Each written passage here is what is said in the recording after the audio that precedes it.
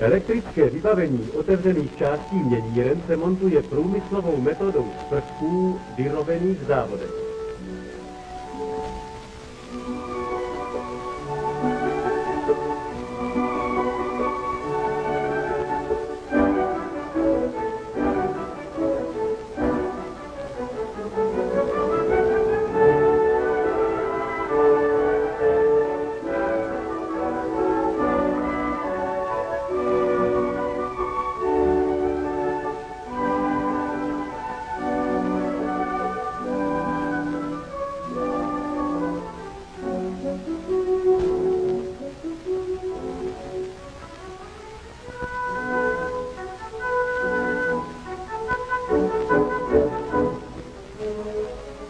Ve strojovnách se provádí montáž agregátů, kompletní prověření a seřízení.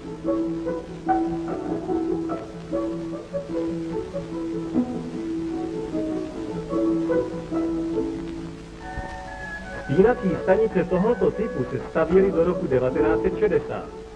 Nyní se vyrábějí na závodě a na místo určení je dopravována kompletní dálkově řízená spínací stanice, která je na trati osazena pomocí jeřábu. Zařízení pro transformační měnírny se ještě donedávna vozilo až na místo montáže a montovalo se v obtížných terénních podmínkách. To vyžadovalo hodně času a prostředků. Nyní se přiveze hotová, kompletní transformační měnírna a osazuje se na základy.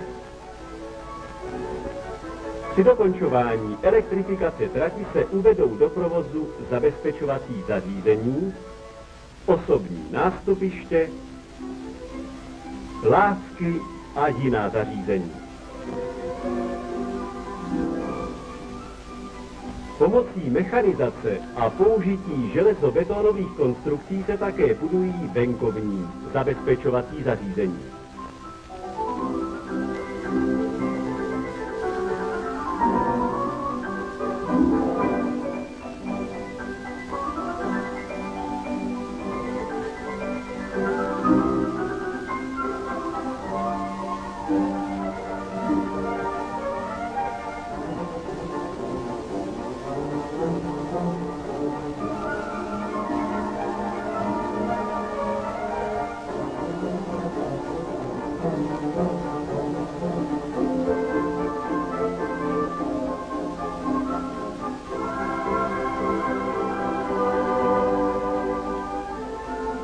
V Sovětském svazu se při elektrifikaci železnic používá v rozsáhlé míře střídavého proudu provozní frekvence o napětí 25 000 V. Při tomto systému elektrické trakce se snížila více než dvakrát spotřeba mědi na trakční vedení, dvakrát se snížil počet trakčních měníren a rozsah budov se zmenšil 5 až 6krát. Velký počet prací s montováním kabelů při elektrifikaci trati na střídavý proud se mechanizuje pomocí speciálních zařízení nakladení kabelů. Kabel se pokládá do hloubky 80 až 100 cm bez ručního hloubení kabelových rýd.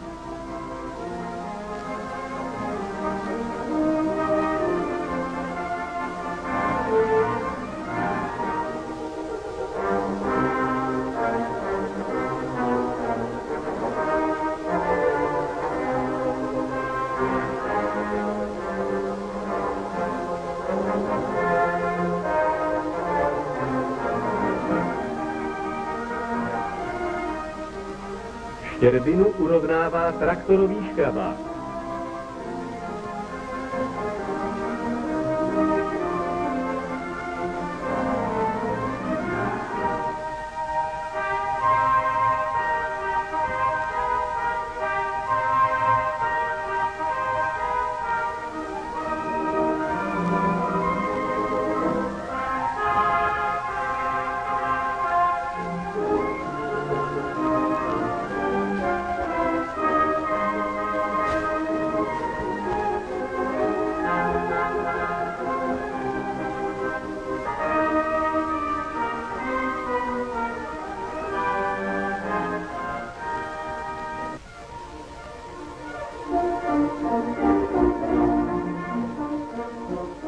Všechny práce spojené s elektrifikací jsou dokončeny.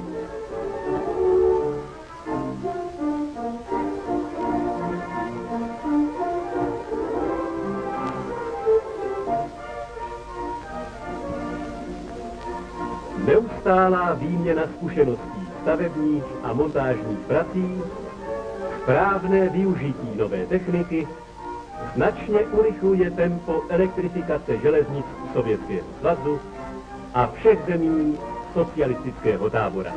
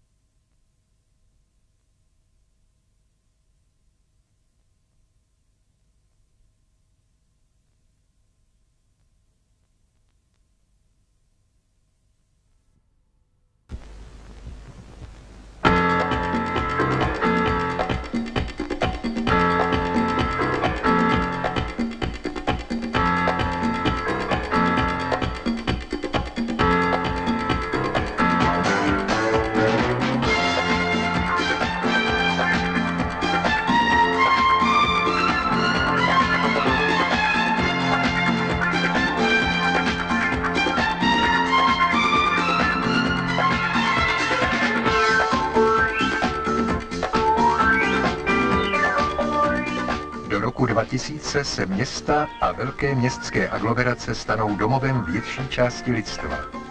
Počet jejich obyvatel se oproti minulému století zvětší 10krát.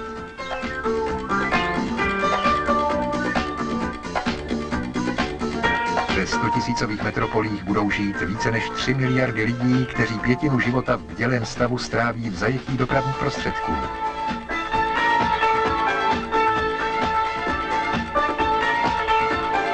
Není snadné odpovědět na otázku, jaká bude ona pětina života, jakou tvář bude mít doprava zítřka. Už dnes je však zřejmé, že odpověď bude v každém případě vázána na 2 slova. Elektrická trakce. První uznání ekologických výhod elektrizované dopravy přineslo už minulé století. Parní trakce, špička tehdejší techniky, neodpovídala pro hlučnost a exhalace potřebám městské hromadné dopravy, a tak se na přelomu 80. let objevil nový dopravní prostředek – tramvaj.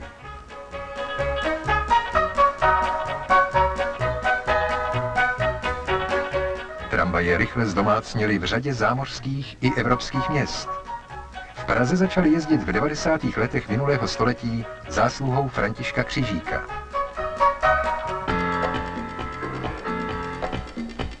Za bezmála 100 let změnila města svou tvář a s nimi samozřejmě i tramvaj. Pravda, ještě stále můžeme zahlédnout dřevěné vozy, připomínající pionýrské časy tramvají, ale z továren už dávno vycházejí moderní elektrická vozidla s tyristorovým řízením, které šetří energii.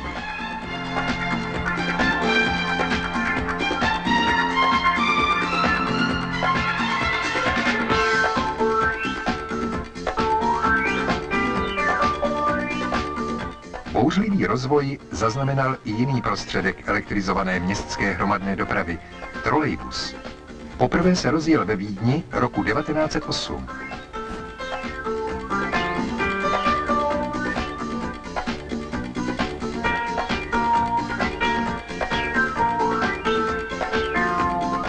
Po druhé světové válce, v době obrovského rozvoje spalovacích motorů, ustoupil trolejbus v mnoha městech autobusům.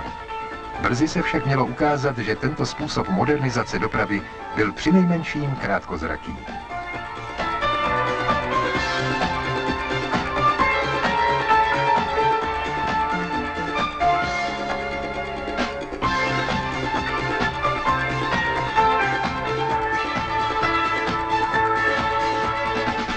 Tři čtvrtě století slouží trolejbus člověku a slouží mu dobře. Tak dobře, že si získal pověst ekologického vozidla číslo 1. Tiché vozy, které nezamořují ovzduší, se proto staly symbolem dopravy dokonce i v lázeňských a rekreačních oblastech.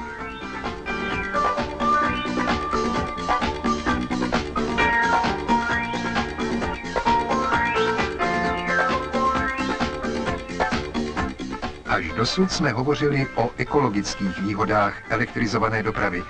Je tu však i řada předností ekonomických. Ve srovnání s autobusem se trolejbus vyznačuje naprosto plynulým rozjezdem, má nižší nároky na údržbu a podstatně delší životnost. Jedinou nevýhodou oproti autobusu je závislost na vnějším zdroji energie, na trakčním vedení. Už v blízké budoucnosti vyjedou do ulic také hybridní trolejbusy s dvojím pohonem. Možnost jízdy bez závislosti na trakčním vedení vyřeší celou řadu současných problémů městské dopravy.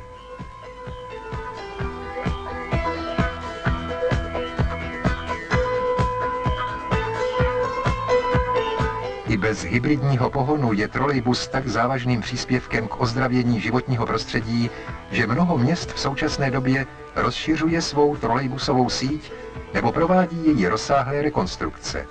Takový je i případ 2milionové maďarské metropole. V některých místech Budapešti probíhají rekonstrukce vedení v nočních a předjitřních hodinách, aby chod dopravy byl narušen co nejméně.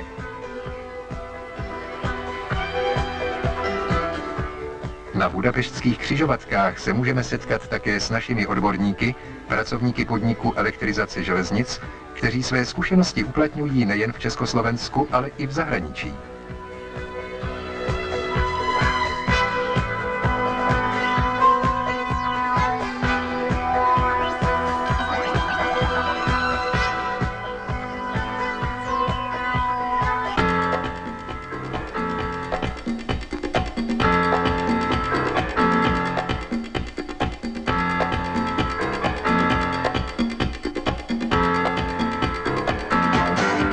Zůstaňme však ještě na okamžik v Budapešti.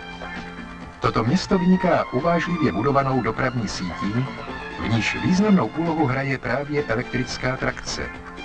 Najdeme tu nejen metro, tramvaj a trolejbus, ale také elektrizovanou příměstskou dopravu. HEV.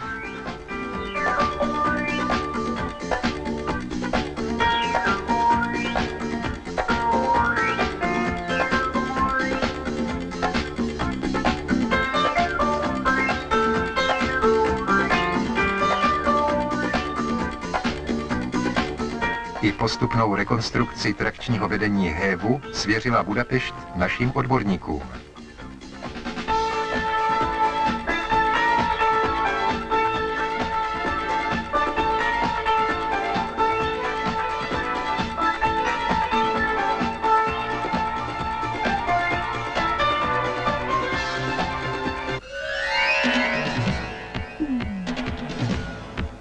S rozvojem městských center narůstá nejen objem vnitřní dopravy, ale i nároky kladené na dopravu mezi jednotlivými aglomeracemi.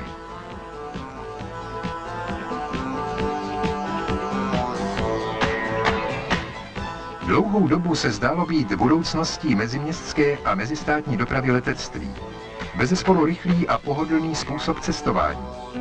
Nedávná energetická krize nás však postavila před otázku, zda tento způsob cestování není i neúměrně nákladný.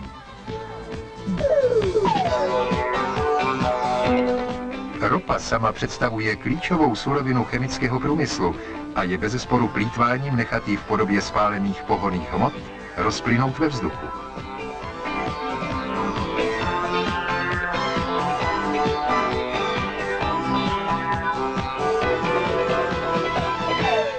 Elektrická trakční vozidla zužitkovávají energii domácího původu.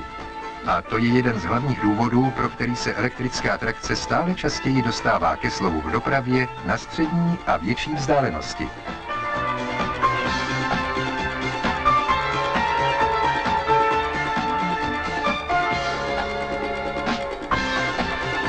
V celém světě je dnes zelektrizováno už více než 170 000 kilometrů železničních tratí a každým rokem přibývá dalších 5 000 kilometrů.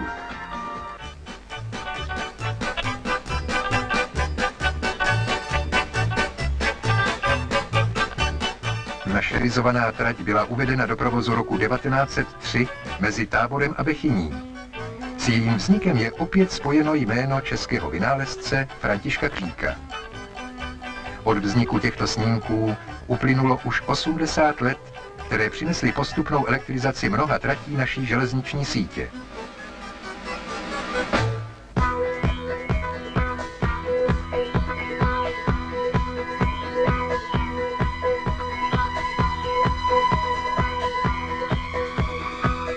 Podívejme se nyní, jak probíhá elektrizace železniční tratě dnes.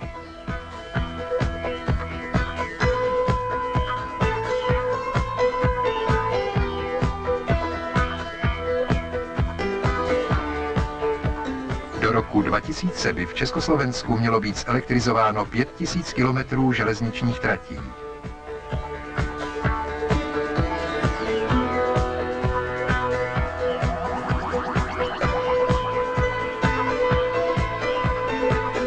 Za strohou řečí čísel se ukrývají složité technologické postupy. Náročnost procesu elektrizace železničních tratí vedla dokonce k vytvoření specializovaného podniku elektrizace železnic.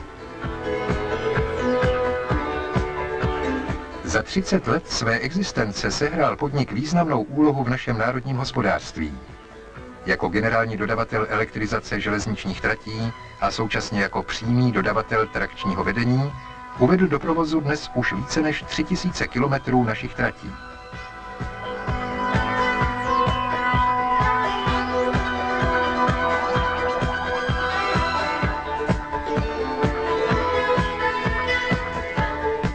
Elektrizace železničních tratí spojuje řadu nejrůznějších profesí. Každá z nich má ve výrobním procesu své nezastupitelné místo.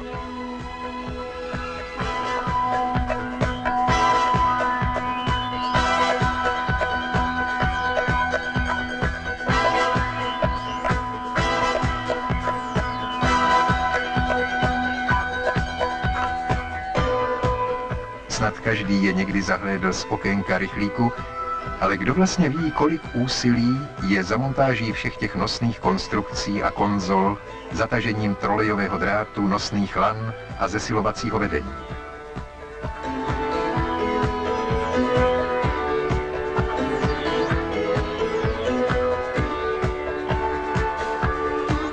Činnost ukrytá za jediným slovem elektrizace je ve skutečnosti tak náročná, že si vyžaduje pomoc mnoha mechanismů. Od bagrů, jeřábů, betonážních souprav až po vysokozdvižné plošiny a speciální montážní vozy.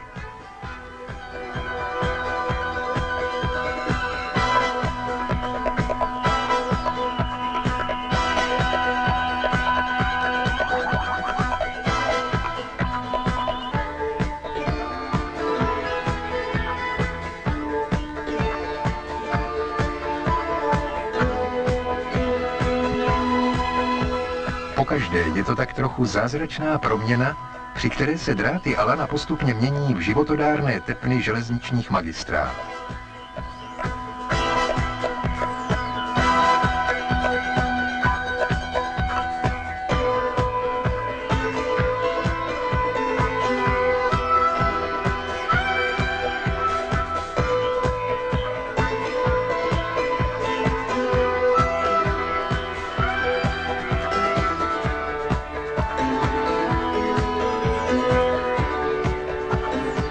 Mnohým se tato práce může zdát zodpovědnou a namáhavou.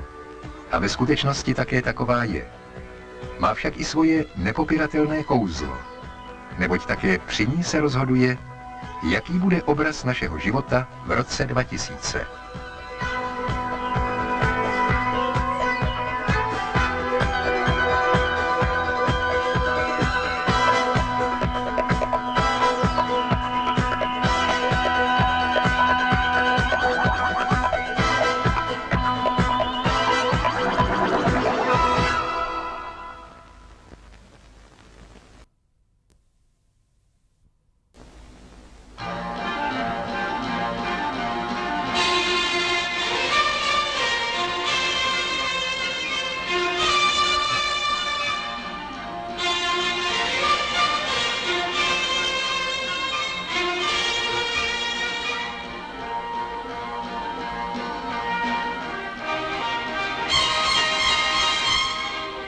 Přehodnocení automobilové a letecké dopravy v 70. letech ovlivnilo celosvětový návrat ke kolejové dopravě.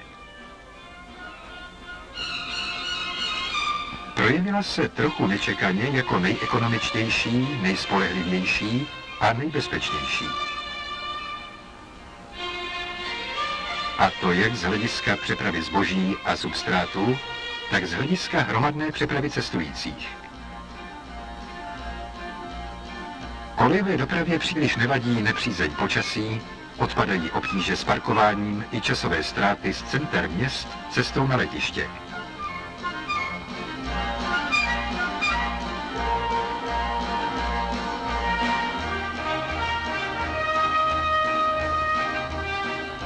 Kolejovou dopravou řeší většina rozvinutých zemí spojení mezi většími městy i mezi centry měst a satelitními sídlišti.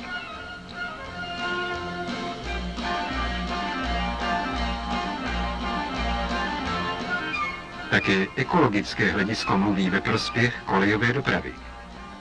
Nezbytnost racionálního hospodaření s naftou posunula ekonomické rozhodování mezi motorovou a elektrickou trakcí ve prospěch elektrické.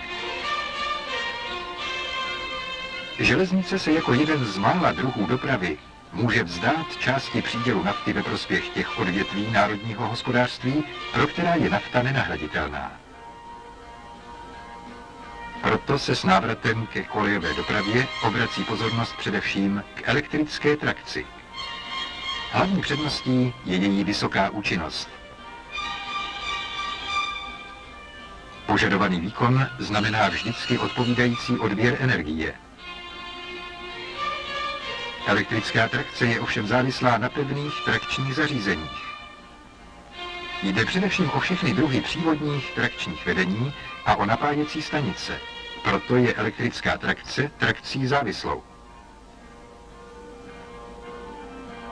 Pro její provoz musíme postavit pevná trakční zařízení a udržovat je.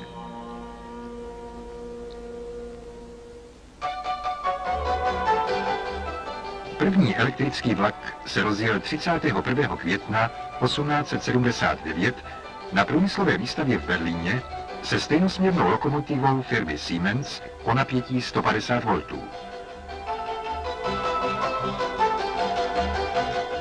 Tehdy šlo ještě o reklamní atrakci. Ale už roku 1903 dosáhl elektrický vůz téže firmy na trati Marienfelde-Zossen rychlosti 208 km za hodinu.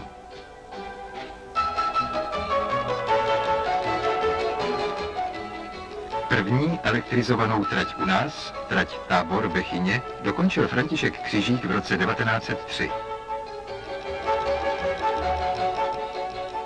Vybavil ji třivodičovou stejnosměrnou proudovou soustavou s napětím 700 V.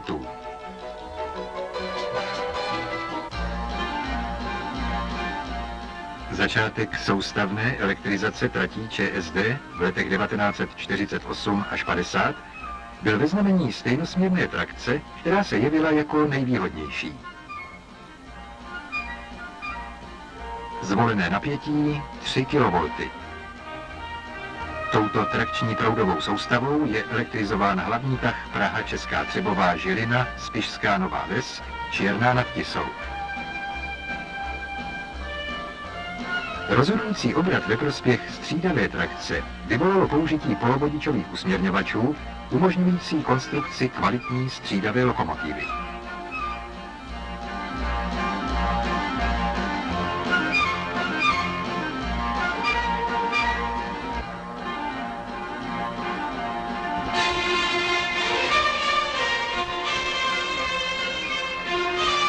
Se ušetří cenný materiál menším průměrem použitých vodičů a tedy menší hmotností vedení ve srovnání se stejnosměrnou trakcí.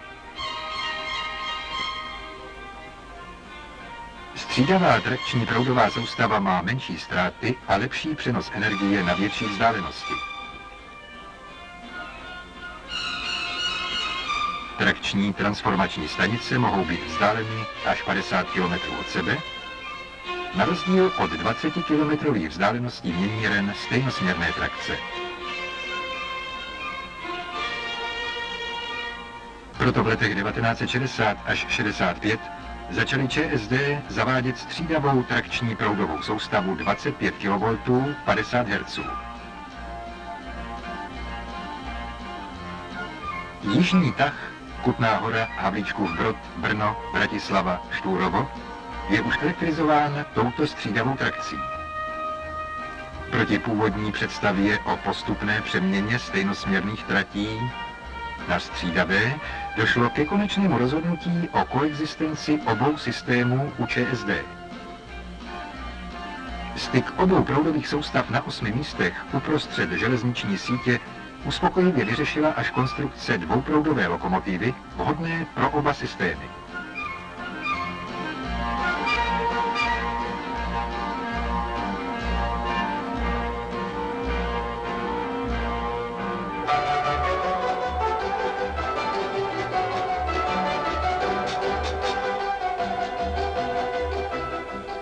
Původně používané sestavy trakčního vedení postupně nahradily sestavy nové s mnoha zásadními změnami.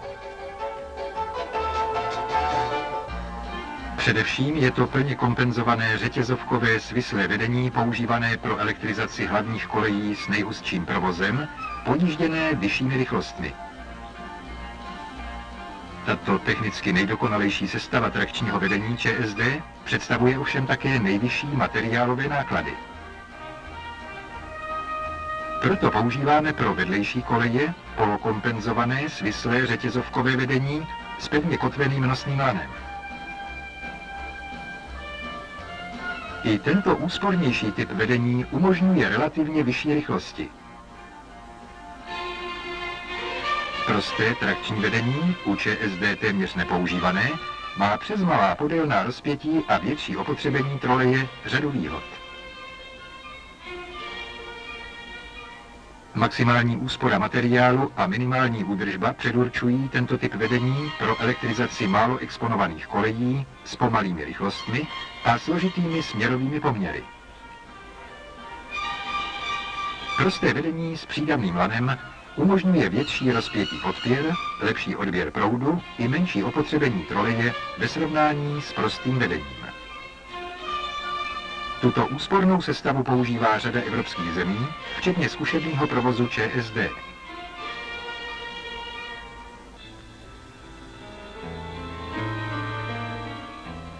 Vlastní elektrizace, to jest stavba všech uvedených typů trakčního vedení, probíhá podobně.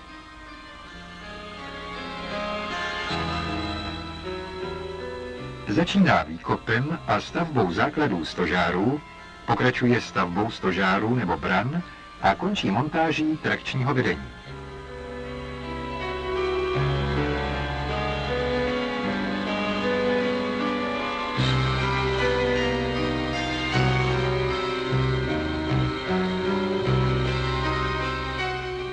Většina evropských zemí elektrizovala v posledních 50 letech průměrně 25 až 30 % železničních tratí. Jsou to pochopitelně trati s nejhustším provozem. Jejich zatížení představuje 60 až 70 % celkového dopravního výkonu železnice.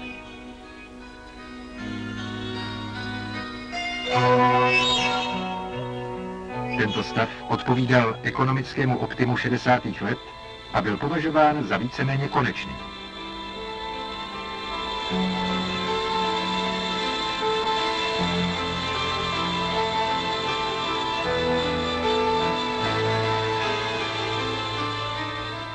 Také v Československé socialistické republice jsme měli podle původního plánu dosáhnout úhrnné elektrizace 3000 kilometrů nejzatíženějších tratí.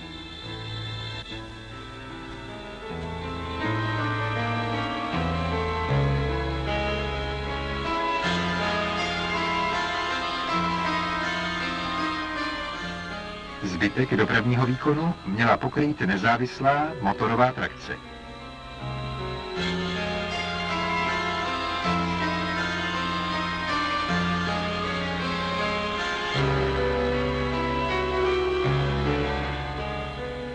Po ekonomickém přehodnocení je současný plán rozšířen na konečný stav 5318 km elektrizovaných tratí do roku 2000.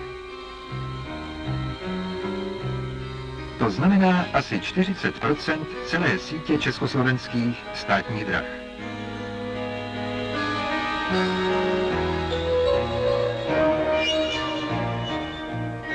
Charakteristickým prvkem trakčního vedení ČSD jsou tyto nosné brány. Na trubkové nebo příhradové stožáry připevníme lehká příčná břevna. Tato rámová konstrukce je ekonomicky úsporná a především je velmi výhodná pro provoz. Odstraňuje totiž náročnou údržbu příčných nosných lan v těžko přístupných výškách u starších typů trakčního vedení. K progresivním technologiím ČSD patří také protikorozní ochrana exponovaných kovových součástí. Metalizace vrstvou hliníku nebo zinku zaručuje životnost 30 až 40 let. Montáž trakčního vedení provádíme z dlouhé souvislé plošiny pracovního vlaku.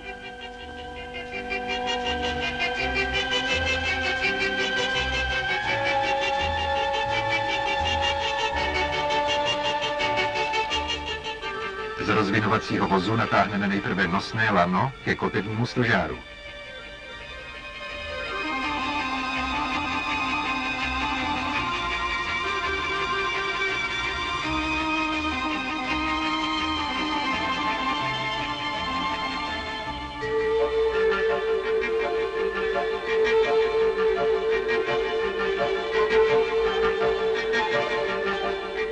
Začátek nosného lana ke kotevnímu stožáru připevníme.